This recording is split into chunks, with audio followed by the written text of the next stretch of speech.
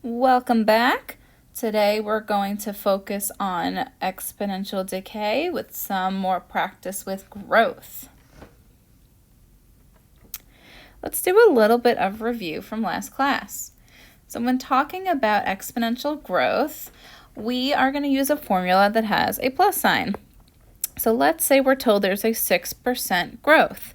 I'm actually not allowed to put a percent in my formula. There's no percent sign in the calculator, so it's not going to be helpful. So I put my decimal point in front of the number, and if I'm going from percent to decimal, I'm going to move it 2 times to the left. I make my new decimal point, I fill in zeros, and get rid of what I don't need. So I'm going to have 1 plus 0.06. When I add 1 and 0.06 together, I get 1 plus, 1.06. Okay, let's try this again with 1% growth. I'll get you started. I put my decimal point here and move my point twice to the left and fill in zeros. I get 1 plus 0.01. What would that look like if I add them together? Well, that's going to be 1.01. Let's do the last one. I'll get you started. There's my decimal point. I'm going to move it twice to the left. What will go in parentheses? Well, I move my decimal point here. I fill in a 0, get rid of the old decimal point, get rid of the percent sign, and I have 1 plus 0.075. If I add those together, I get 1.075. Okay, let's look at decay. What do you think decay means? Well, decay means to go down or decrease. Okay, so for 6% decay, I'm going to follow basically the same steps. My decimal point is here. I move it twice to the left, put my new decimal point, get rid of everything else, but I get 0.06 next to a minus sign. What is 1 minus 0.06?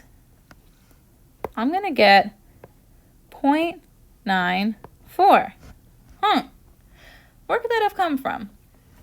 Well, how these formulas work is they start with 1 for a reason. 1, if I change that into a percent, going the other way, boop, boop, 1 is really 100%. So anytime you see the number 1, it's really 100%. If there's a 6% growth, I'm adding 6%. 100% plus 6%, that's 106%, which is the same thing as 1.06. For decay, it's the same thing, except I'm going down. I start at 100%, and I'm going down 6%. I'm going to decay 6%. So it's like if I get 100 on a test, and I lose 6 points, I'm at a 94%, which is the same thing as 0.94 as a decimal. So let's try the next one. 1% decay. What is 1% as a decimal? Well, that's going to be 0.01. If I start at 100% and I lose 1%, what percent is left? You can also subtract those two numbers and get your answer. What do you get? Well, I get 0.99, which is the same thing as 99%. For this last one, if I'm just cutting my points in half, I'm starting as 100% on a test, cutting that in half. How many points are left? Well, that would be 0.50, because 100% cut in half divided by 2 is 50%. So I'm really subtracting 0.50 and getting 0.50. Okay. Let's do a word problem. I'll read it out loud. Follow along. You bought a smart car in 2004 for $12,500. The car's value depreciates. What do you think depreciate means? Yeah, it means to go down by 7% a year. Write a formula you can use to calculate how much the car is worth in 2012. So what number do you think goes in the start? Well, that is going to be 12,500. I don't need a comma and I don't need a dollar sign. I'm always going to have 1 because it's always starting at 100%, and I'm either going to put a plus sign or a minus sign here. Do you think I want a plus or a minus? It's going to be a minus because I'm depreciating. So I'm going to put a subtraction sign, and now I need my rate as a decimal. Now I know the rate is really 7%, but I'm going to change 7% into a decimal. What is 7% as a decimal?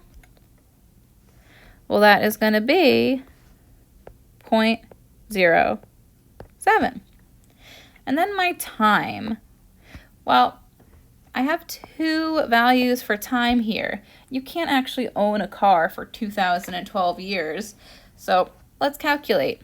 How many years are there in between 2004? So I went from 2004 to 2012.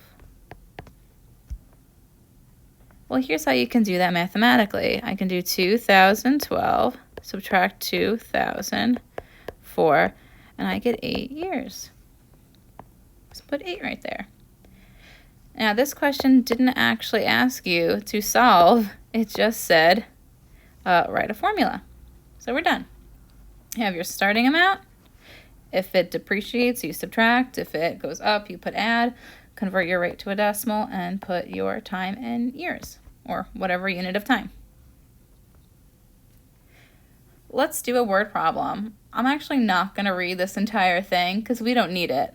Let's look at our choices. I see that my choices are talking about a percent. So I know percents and decimals are closely related because we've been doing a lot of dupe, decimal over percent. So I know I'm either going to be focusing on the 30,000 or the 0.78. Which one of those numbers should we look at for this question? Well, it's going to be the 0.78 because, like I said, decimals and percentages are working together. So I'm going to recopy that 0.78, and I have to decide, did this decrease or increase, and by how much? Okay. Well, since all of my choices have percent signs, I'm going to go ahead and change my decimal into a percent. So to go from a decimal to a percent, what direction should I move my decimal point? It's to the right twice. So my new decimal point is there with a percent sign. I get rid of what I don't need. I have 78%. Now you might be thinking, awesome, I'm going to choose choices 1 or 3. But remember, in the original formula, we always start at 1. We're always starting at 100%. So I have to think of this as I have 100%, and I went to 78%. If I'm going from 100 to 78, is that an increase or a decrease? This is a decrease because 100 to 78 is going down. So which choices can I get rid of if I want a decrease? Good, we can get rid of choice 3 and choice 4. Now, how much did I decrease by? You could probably figure this out with just looking at the choices, but here's the math. I'm going to take my 100%, subtract my 78%, and I'm left with 22%. To get from 100 to 78, I decreased by 22%. Okay, let's do the next one. So here are some drills. In order to figure out what these numbers mean in parentheses, I need to work backwards. So what I'm going to do is change these decimals into percents. So I take my decimal point. I'm going to go 2 places to the right. And this becomes a 91%. I always start from 100%.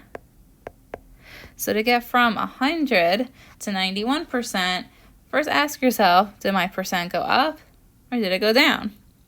Well, if your new percent is lower, we decreased. And to calculate how much, you just take your bigger number and you subtract your smaller number. So I would do 100 minus 91, and I would get 9. So decreased 9%. That would be my final answer. Let's do another one together, and then I'll have you do some on your own. Same thing here. Move my decimal point twice to the right. I have 108%. I always start from 100%. So to get from 100 to 108, did I increase or decrease? I increased. And to figure out how much, you just take your bigger percent, which in this case is 108, and subtract the lower one. And that's a difference of 8. So I increased 8%. You don't have to do the math here. You can probably do this one in your head. Okay, so I'm going to have you try the next one on your own. So if I have 0.88, what happened and by what percent? Here's how you do this one. I'll go through this quickly. Decimal point twice to the right.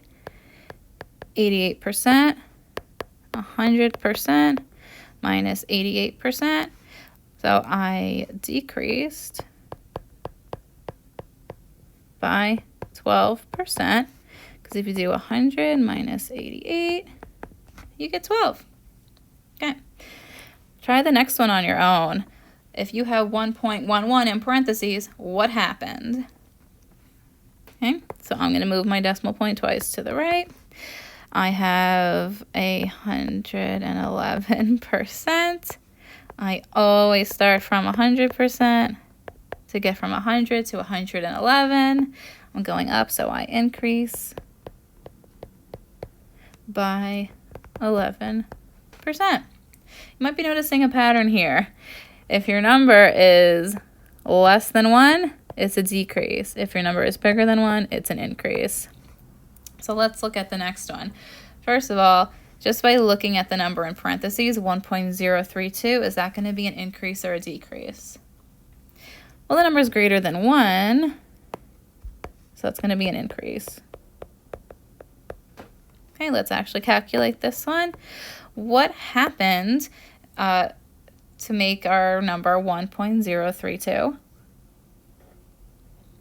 This one's a little tricky, but same process. Move the decimal point twice to the right. And I have 103.2%. I always start from 100%.